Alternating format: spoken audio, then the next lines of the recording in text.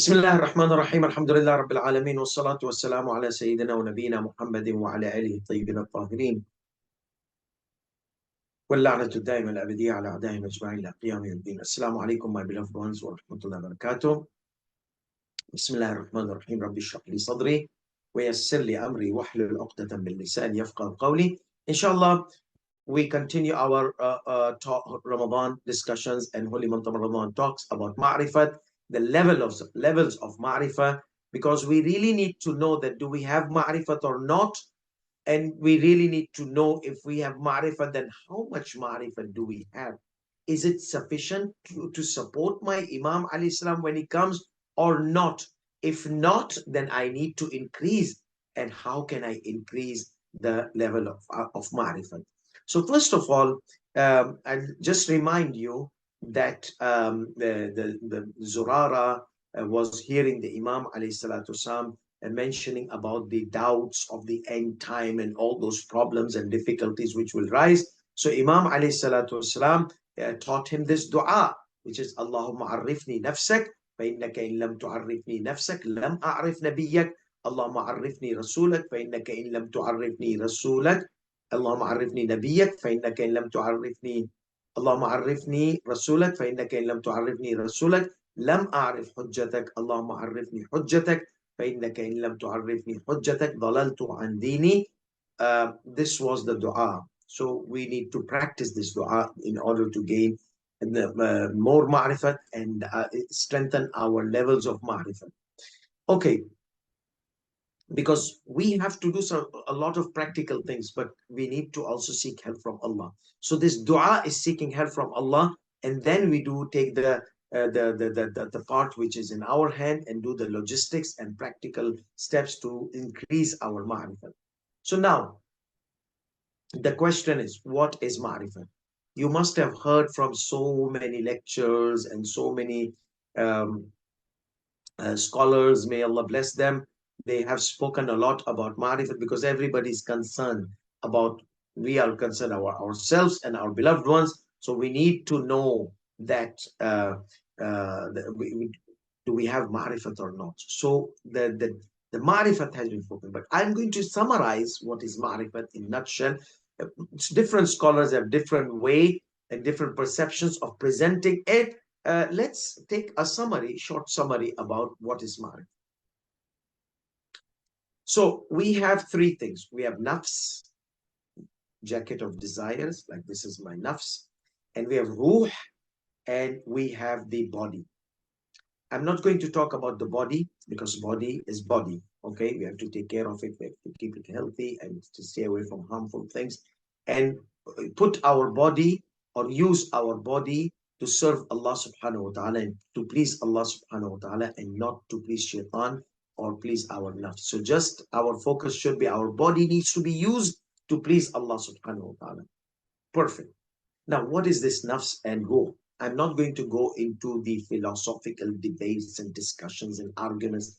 I'm just going to put you in a nutshell, a brief thing, a practical thing, so that we are able to use this concept in order to gain ma'rifat or develop our levels of ma'rifat. So what is this nafs and ruh? To make it very simple, I'm going to use my cell phone. Okay. This is ruh. This is the light. Obviously, it's not inside. That means if somebody does cardiothoracic surgery, he'll become blind because there's a nur in the heart. No.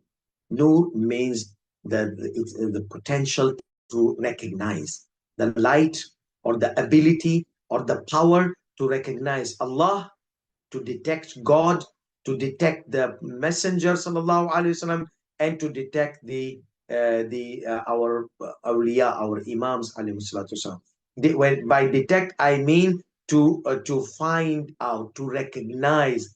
So this light allows us to recognize the true recognition. Okay, I don't want to blind you guys.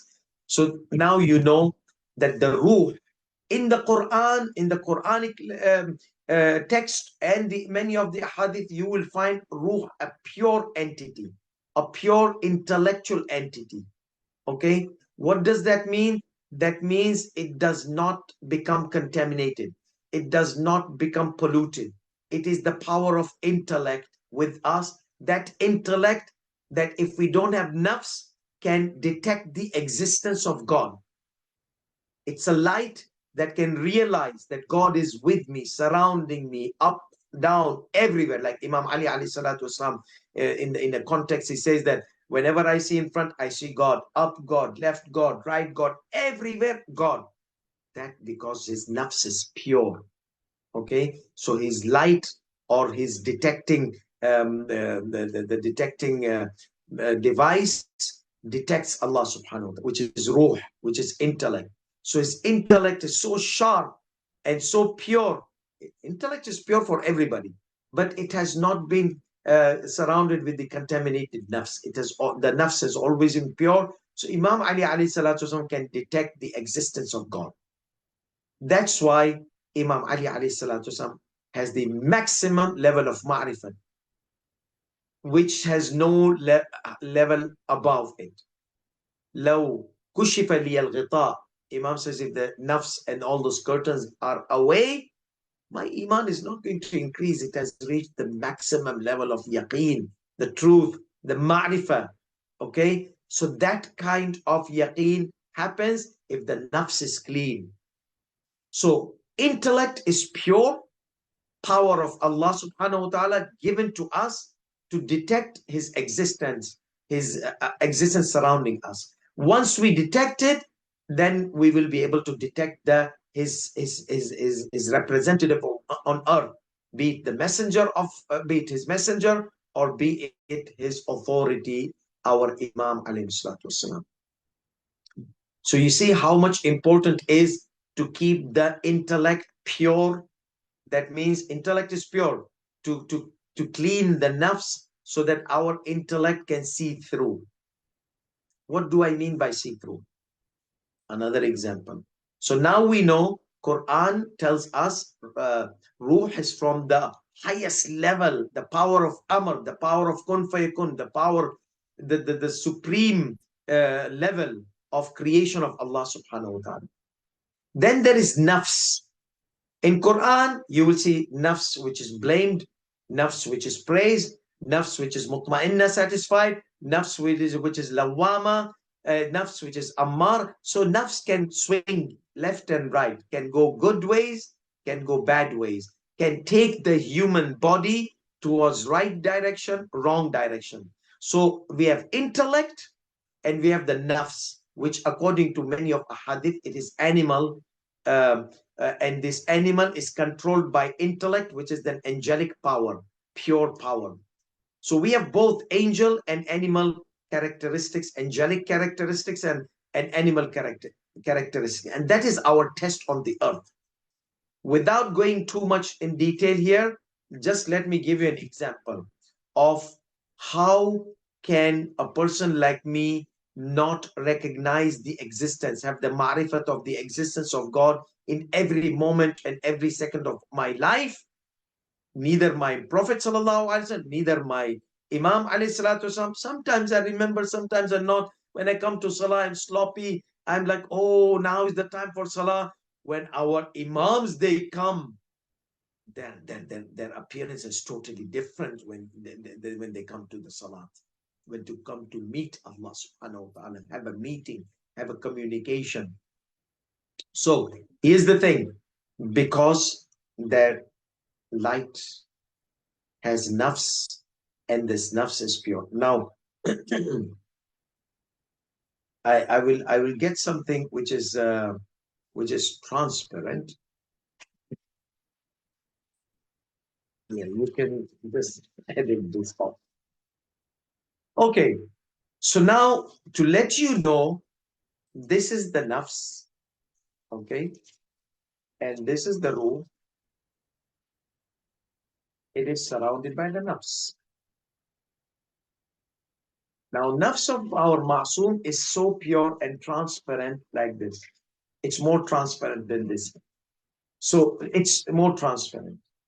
So that's why they can detect. They have the marifat of Allah subhanahu wa ta'ala. They can detect the existence of God with them, in them, around them, surrounding them. So this nafs, the more we stay away from Allah, the more the veils and curtains come around and around. Okay. Now, since we're not talking about the Ma'soom, so we are going to bring nafs like our nafs. So you see the light becomes less, and then more, and then more. And this is like total blindness, which you can hear in the ayat of the Quran, total blindness. Why this total blindness? It is because the more we commit sins, the more we become stubborn, the more we are away from the Sirat al-Mustaqim, direction of Allah, the more it becomes. So this is like the nafs of Yazid. Yazid had the light. Allah gave light to everybody. Every human being has this raw power of intellect. But this is like Yazid who killed Imam Hussein alayhi salam, Fir'aun, their nafs is totally clogged, blocked, polluted. So the more we commit sins, the more contaminated our souls become, our nafs become, okay? And until khatam Allahu ala qulubihim wa ala sam'ihim. We chose that, na'udhu billah. The person chooses that. So Allah blocks him. So this is how. So now, if we want to have ma'rifat, we will have to start cleaning our nafs. So we have to remove the contaminations, remove the contaminations, remove the contaminations, until we have the ma'rifat of Allah, ma'rifat of the messenger, and ma'rifat of the imams, especially the imam of our time. So this is what we need to do. How can we do that? What is the methodology? How can I know that my nafs is contaminated, mild or moderate or severe contamination? How can I know that? How can I gauge the contamination? How can I check the level of the contamination? This, inshallah, we are going to continue in our next session. We end this session with the dua of ma'rifat, so that we are able to memorize it, inshallah, and say it in our Salat al-Fajr. Even if you don't memorize it, you can keep it on a piece of paper or your cell phone, but make sure that you don't start messaging your wife or somebody on cell phone, why Allahumma arifni nafsak, oh wife, I'm busy, kind of thing. No. So we recite the dua together. Allahumma salli ala Muhammadin wa ali Muhammad. Allahumma arifni nafsak, fa innaka in lam tu'arifni nafsak, lam a'rif nabiyyak. اللهم عرفني رسولك فإنك إن لم تعرفني رسولك لم أعرف حجتك. اللهم عرفني حجتك فإنك إن لم تعرفني حجتك ضللت عن ديني. اللهم لا تمتني ميتة جاهلية ولا تزغ قلبي بعد إذ هديتني برحمتك يا أرحم الراحمين. وصلى الله على محمد وآله الطاهرين. والسلام عليكم ورحمة الله وبركاته. Inshallah, we'll see you in our next session, levels of Marifat, and how to assess ourselves, and how to gauge ourselves, and how to develop our levels of Marifat to the highest level. Wassalamu alaikum wa rahmatullahi wa barakatuh. Ramazan, Ramazan, you Qaim hai Ramazan. Ramazan, Ramazan, you Qaim hai Ramazan. सदक़ा आले मोहम्मद से बाकी है इसकी शान। रमज़ान रमज़ान यूं क़ायम है रमज़ान। रमज़ान रमज़ान यूं क़ायम